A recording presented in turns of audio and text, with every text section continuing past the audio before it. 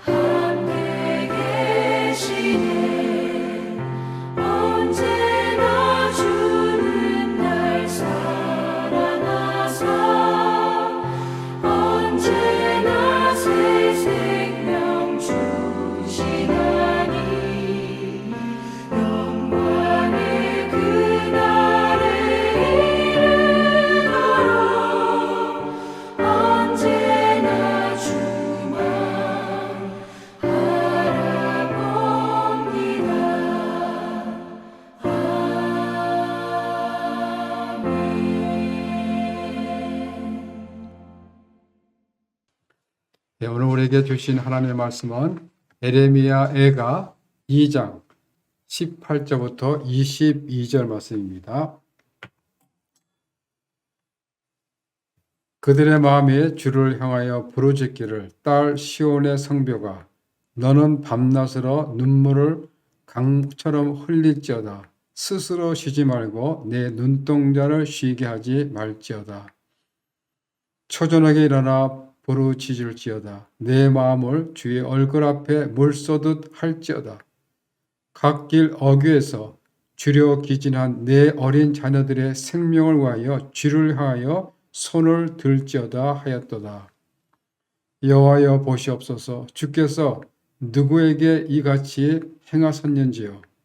여인들이 어찌 자기 열매 곧 그들이 낳은 아이들을 먹으며 제사장들과 선지자들이 어찌 주의 성소에서 죽임을 당하오리까. 늙은이와 젊은이가 다 길바닥에 엎드려졌사오며 내 처녀들과 내 청년들이 칼에 쓰러졌나이다. 주께서 주의 진노의 날에 죽이시되 긍휼히 여기지 아니하시고 도륙하셨나이다. 주께서 내 두려운 일들을 사방에서 부르시기를 절기 때 무리를 부름같이 하셨나이다. 여호와께서 진노하시는 날에는 피하거나 남은 자가 없나이다. 내가 낳아 기르는 아이들을 내 원수가 다 멸하였나이다. 아멘. 우리가 살아가면서 참을 수 없는 지극히 슬픈 일을 당했을 때 사람들 흔히 하늘이 무너졌다라고 그렇게 표현을 합니다. 지금 남유다 백성들에게 있어서 예루살렘의 멸망이 바로 이같이 하늘이 무너지는 일과 같았을 것입니다. 절대로 멸망할 리가 없다라고 그렇게 믿어왔던 예루살렘 성이 바벨론에 의해서 파괴되고 하나님의 언약궤가 있던 성전도 파괴됩니다. 이처럼 감당할 수 없는 현실 앞에서 유다는 절기를 잊어버릴 정도로 혼란에 빠졌던 것입니다. 유다가 그토록 자랑스럽게 여겨왔던 모든 것들이 다 사라진 것입니다. 이로 인해서 백성들은 넋을 잃고 있었고 전 민족이 도대체 무엇을 어떻게 해야 할지 알 수 없는 그런 상태에 있었던 것입니다. 왜 그런 지경에 이르게 되었는지, 도대체 누가 하나님의 백성을 이렇게 만들었는지 우리가 이 장을 살펴보면 주께서라는 말이 여러 번 나옵니다. 3절에 보면 주께서 야곱의 모든 거처를 삼키시고, 또 5절에도 보면 주께서 원수가 되어, 6절도 보면 주께서 그의 초막을 헐어버리시며, 유다를 이렇게 만드신 분은 바로 하나님이시다라고 이야기하고 있는 것입니다. 그것은 하나님이 진노하셨기 때문이라고 합니다. 무엇이 하나님의 진노를 촉발케 하여 선민 이스라엘이 멸망에 이르는 그런 지경까지 이르렀는지, 남유다 왕국의 멸망하기까지의 과정을 시종일관 지켜보며 회개하며 돌이킬 것을 공고했던 에레미야는 오늘 본문을 통해 뼈에 사무친 심정으로 하나님의 진노를 촉발케 했던 그 남유다 백성들의 악행, 결국 나라를 삼키게 말았던 그들의 악독을 지적하고 있는 것입니다. 다시 말하면 유다가 저지른 죄를 얼마나 하나님께서 엄격하게 징계하셨는지, 예루살렘이 이방인 군대에서 철저히 파괴되는 것을 목격했던 에레미야 선지자는 하나님의 진노가 어떻게 내렸는지를 생생하게 증거하고 있는 것입니다. 그래서 1절부터 12절까지를 보면 예루살렘의 멸망의 참상이 하나님의 진노의 결과물을 밝히고 있습니다. 하나님의 진노, 그것은 죄에서 돌이키지 않은 하나님에 대한 그들의 범죄에 있음을 주지시켜주고 있는 것입니다. 선지자 에레미야는 예루살렘 거민들이 당하는 그 고통의 애통함을 표하면서 그것은 피할 수 없는 하나님의 진노임을 밝히고 있는 것입니다. 그러면서 유다 백성들을 향하여 하나님의 진노를 불러일으킨 그 죄에 대해서 회개할 것을 호소하고 있는 것입니다. 오늘 본문 18절을 보면 에레미야가 예루살렘 거민들에게 마음을 다하여 회개하며 울부짖으라라고 합니다. 18절 말씀에 보면 그들의 마음이 주를 향하여 부르짖기를 딸 시온의 성벽아 너는 밤낮으로 눈물을 강처럼 흘릴지어다. 스스로 쉬지 말고 내 눈동자를 쉬게 하지 말지어다. 딸 시온의 성벽은 예루살렘 거민들을 말하고 있습니다. 선지자 에레미야는 예루살렘 백성들을 향해서 주를 향하여 부르짖으라라고 합니다. 하루 이틀이 아니라 밤낮으로 눈물이 강처럼 흐를 정도로 주를 향해서 부르짖으라는 것입니다. 기도하며 회개하라는 것이죠. 여러분, 우리가 평안하고 모든 것이 다 형통할 때는 하나님을 그렇게 절박하게 찾지를 않습니다. 그러나 우리가 어찌할 수 없는 그런 상황을 만났을 때 정말 죽음의 순간에 이르렀을 때 그제야 두 손을 들고 하나님 앞에 나갈 때가 많죠. 그리고 간절히 호소합니다. 예레미야는 이 재앙의 원인이 하나님의 진노로부터 비롯되었기 때문에 이 심판에서 벗어나는 길은 하나님께 돌아가는 방법밖에 없다라는 것입니다. 돌아가되 애끓는 마음으로 애끓는 아픔으로 탄식하며 회개해야 한다는 것입니다. 그리고 밤낮으로 눈물을 강처럼 흘릴지어다라고 합니다. 눈물의 기도는 하나님의 마음을 움직이는 능력이 있습니다. 가슴을 찢으며 회개할 때 하나님께서는 우리의 낮아진 그 마음을 보시고 용서와 은혜를 베풀어 주신다는 것입니다. 주께서 눈물로 씨 뿌리는 기도는 반드시 기쁨으로 응답의 열매를 거두게 하십니다. 또 19절에 보면 초저녁에 일어나 부르짖을지어다 라고 합니다. 초저녁은 보통 오후 6시부터 10시 사이를 말하는데 하루 일과를 마치고 저녁을 먹고 쉬는 시간이죠. 휴식 시간입니다. 그렇죠? 초저녁에 부르짖으라라는 것은 이 휴식 시간, 쉬는 시간마저도 회개하고 하나님의 긍휼을 호소하라라는 것입니다. 그리고 기도를 하되 마음의 애통함이 물 쏟듯 그렇게 하라는 것입니다. 이렇게 기도하지 않을 수밖에 없던 것은 이는 남유다가 처한 그 상황이 매우 급박하고 그들의 범죄가 심각하기 때문입니다. 지금 예루살렘의 상황이 어떠합니까? 이 예루살렘 성 안에서는 우리가 상상도 할 수 없는 그 끔찍한 일들이 일어납니다. 20절에 보면 성이 포위되고 기근까지 들어서 굶주림이 극한에까지 이르자 자기가 낳은 어린 자식들을 먹는 그런 여인들까지 생겼다는 것입니다.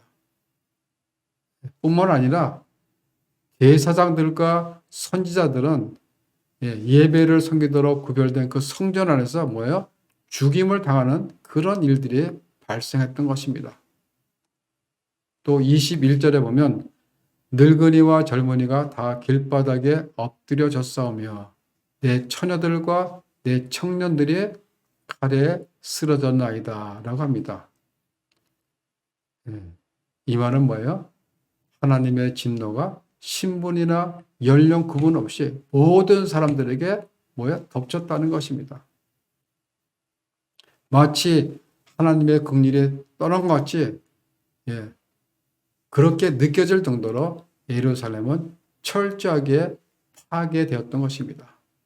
노인들, 여자들, 청년들, 그리고 어린 아이들까지 극심한 굶주림과 바벨론의 칼에 죽임을 당했던 것입니다.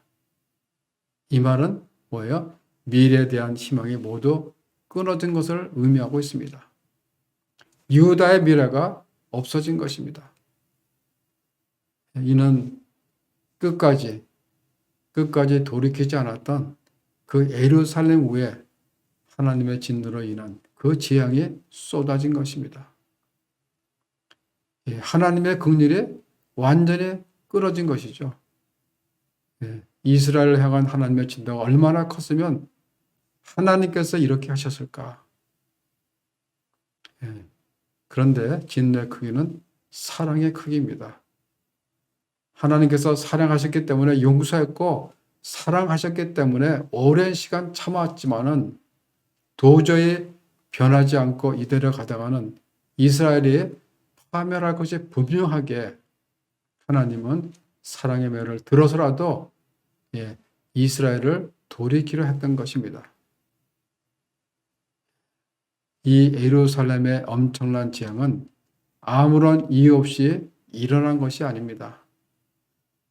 하나님에 대한 그 범죄가 극에 달했으며 끝까지 돌이킬지 모르는 그들의 완악함 때문입니다. 그로 인해서 하나님의 긍휼이 끊어진 것입니다. 이 하나님의 긍휼이 끊어진 결과가 뭐예요? 20절과 21절 그 말씀대로 정말 상상도 할 수 없는 끔찍한 일이 벌어졌으며 미래에 대한 희망까지 사라져버린 다시 회복할 수 없는 그런 파멸에까지 이르게 된 것입니다.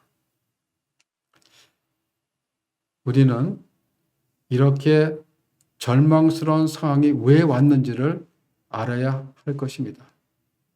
동시에 이 고통스러운 현실을 회복시켜 주실 수 있는 분이 누구인지도 우리는 분명히 알아야 합니다. 이스라엘을 향해서 내 백성이라고 말씀하신 하나님께서 이런 재앙을 내리셨다면 이 고통을 벗어날 수 있는 방법도 하나님에게는 있는 것입니다. 그것은 뭐예요? 애끓는 마음으로 물을 쏟듯이 하나님 앞에 나가서 회개하며 기도하는 것입니다. 왜 그럴까요? 하나님의 심판은 그 징벌 자체가 목적이 아니라 하나님은 이 재앙의 이 고통의 시간을 통해 죄를 깨닫게 하시고 회개하고 돌이켜서 하나님 앞에 다시 한번 하나님의 백성의 삶을 회복하기를 원하시기 때문입니다. 그래서 예레미야는 유다 백성들에게 뭐예요? 하나님을 향해 전심으로 마음을 쏟으며 손을 들고 기도를 하라 라고 그렇게 간청하는 것입니다. 특별히 우리는 뭐예요? 우리의 자녀 그리고 다음 세대를 위해서 기도를 해야 합니다. 지금 이 시대는 먹을 것이 없어 쓰러지는 일은 없습니다. 그러나 우리와 우리의 자녀들이 살아가는 이 세상은 영적 기갈의 굶주림으로 쓰러져 가고 있다는 것입니다. 우리와 우리의 자녀들의 영혼은 하나님의 말씀이 아니라 타락된 세속적인 가치관에 휩쓸려져 길을 잃고 있다는 것입니다. 이 타락한 문화와 거짓된 그 가치관에 휩쓸려 있다는 것입니다. 그렇기 때문에 오늘 19절 말씀대로 내 어린 자녀들의 생명을 위하여 주를 향하여 손을 들쩌다 라고 말씀하고 있는 것입니다. 우리는 우리 자녀들을 위해서 기도와 중보의 손을 들어야 합니다. 우리 자녀들이 시험에 빠지지 않도록 기도를 해야 합니다. 타락한 세상에서 건져주시도록 그렇게 기도를 해야 합니다.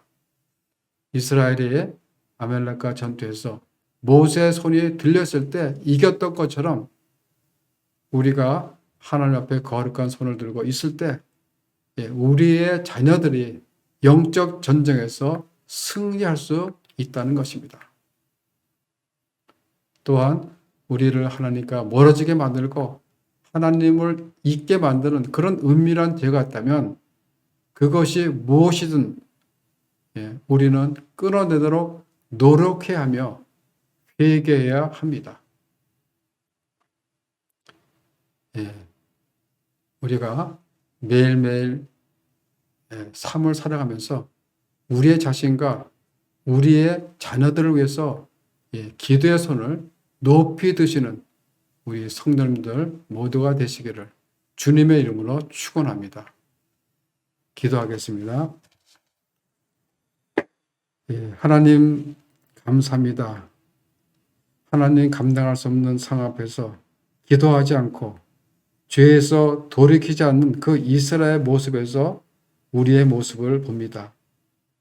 하나님께서 죄를 얼마나 미워하시고 죄의 결과가 얼마나 비참한지 말씀을 통해 알게 하셨으니 해결하지 못한 죄의 자리에서 결단하여 돌이킬 수 있는 저희들 되게 하여 주시고 하나님께 진심으로 마음을 쏟으며 손을 들고 회개하며 기도하는 저희들 모두가 되게 하여 주시옵소서.